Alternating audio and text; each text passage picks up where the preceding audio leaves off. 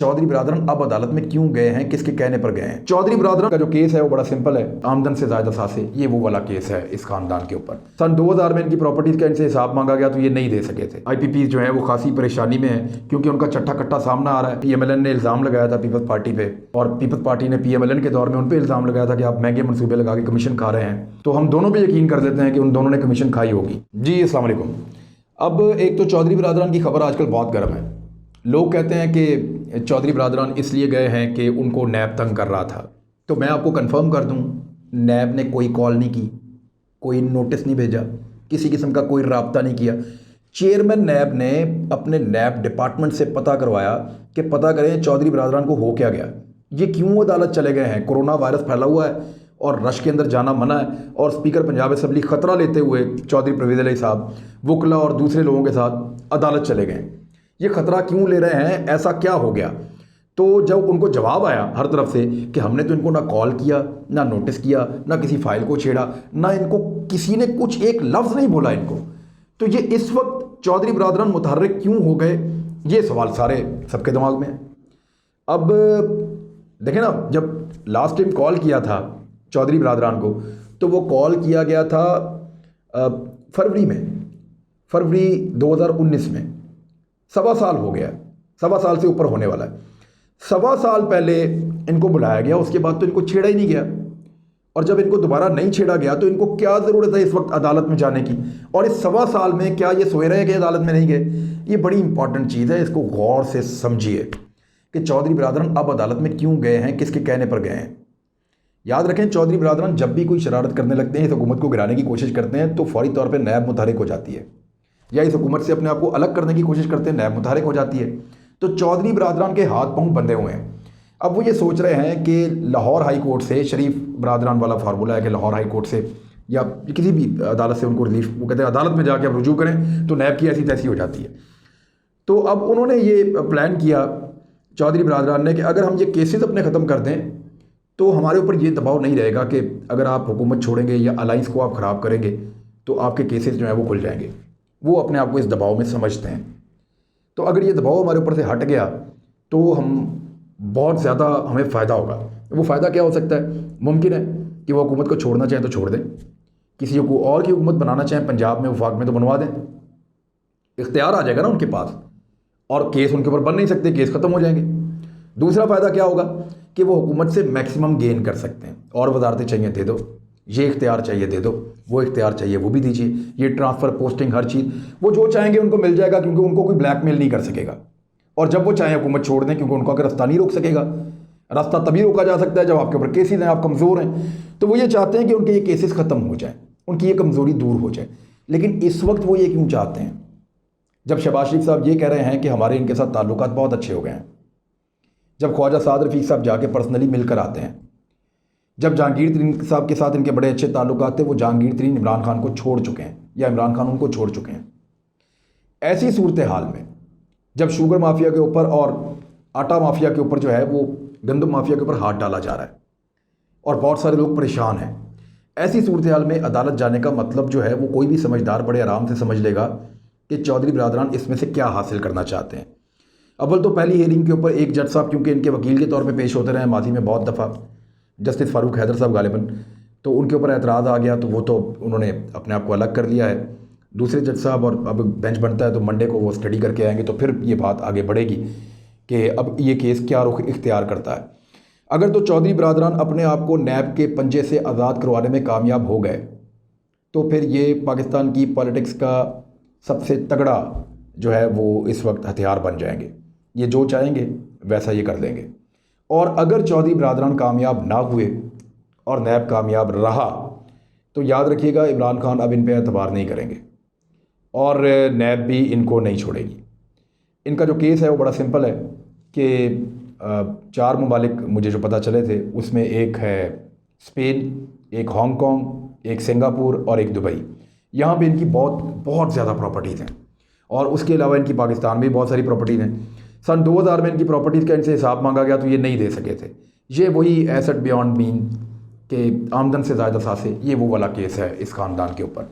शरीफ ख़ानदान भी इसका जवाब नहीं दे सका था, ये भी नहीं दे सकेंगे। और ये एक ऐसा सवाल है, आप पाकिस्तान के किसी एक सियासी ख़ानदान से ये सवाल पूछें, वो इसका जवाब नहीं दे सकता, क्योंकि सब ने सियासत भी की है और कारोबार भी किया है। और जब आप सियासत करें और साथ कारोबार करें तो कारोबार तो दिन दुगनी और रात चुगनी तरक्की करता ही है, तो फिर आपके पास हिसाब देने के लिए कुछ नहीं होता।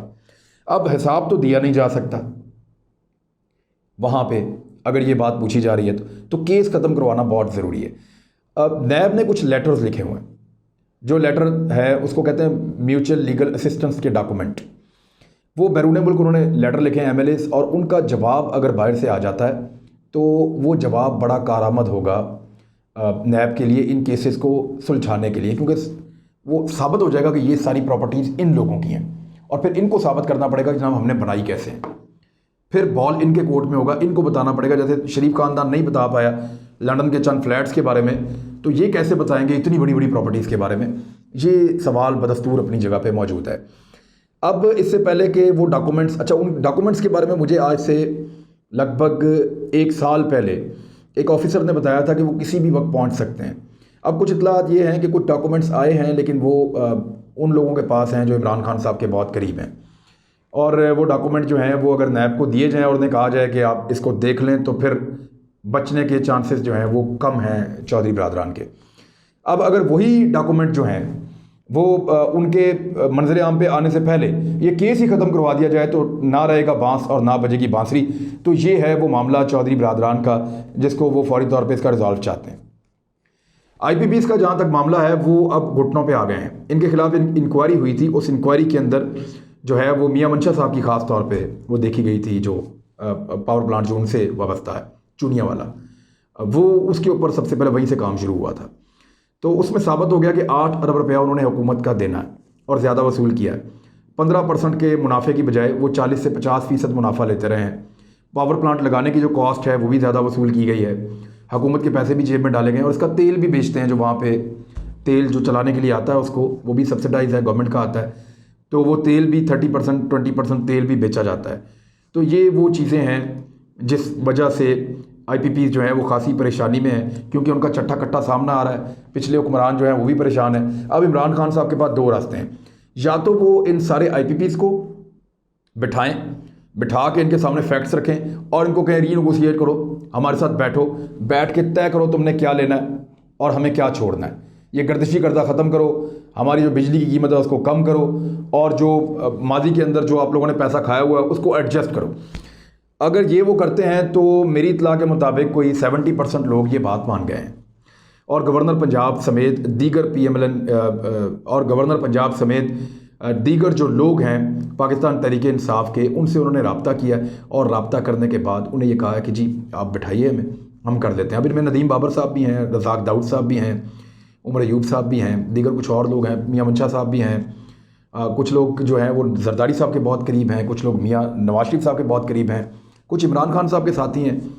तो इन सबको बिठा के इनसे वो मनवाया जा सकता है जिससे पाकिस्तान का फ़ायदा हो। सस्ती बिजली आएगी तो आपकी इंडस्ट्री चलेगी, आपकी कॉस्ट कम हो जाएगी आपकी प्रोडक्शन की, और फिर आप मुकाबला कर सकेंगे, कंपटीशन कर सकेंगे दुनिया के साथ, दूसरे ममालिक के साथ, इंडिया के साथ, बांग्लादेश के साथ, सेंट्रल एशिया के साथ, इवन चाइना के साथ आप कुछ चीज़ों में मुकाबला कर सकते हैं। तो आप एक मार्केट आपकी भी बन जाएगी, ईरान के साथ भी आप मुकाबला कर सकते हैं।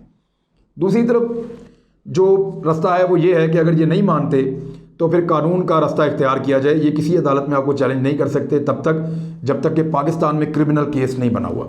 अगर यहाँ पे क्रिमिनल केस बना हुआ है और आप इनकी पेमेंट्स रोक देते हैं और आप इन्हें कहते हैं कि जी ये चीज़ें अब आप छोड़ दें या हम खुद चलाएँगे या इनको खुदकार तरीके से चलाएँ, कोई एक तरीका वजह करें, तो ये तब तक जाके आलमी अदालत में दरवाज़ा नहीं खटखटा सकते या इन मुआहदों को जाके इन मुआहदों को ले जाके वहाँ पे नहीं रख सकते जब तक कि आप यहाँ पे क्रिमिनल केस बना रहे हैं। जो मुझे समझाई गई ये बात, मैंने लॉ एक्सपर्ट से बात की थी, वो तो यही है।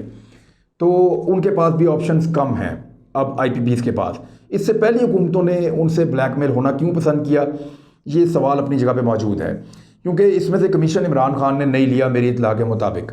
इससे पहली हुकूमतें जो हैं वो इसमें से कमीशन ले लेती थी रेंटल पावर में से, चाहे वो हो, क्योंकि PMLN ने इल्ज़ाम लगाया था पीपल्स पार्टी पे, और पीपल्स पार्टी ने PMLN के दौर में उन पर इल्ज़ाम लगाया था कि आप महंगे मनसूबे लगा के कमीशन खा रहे हैं।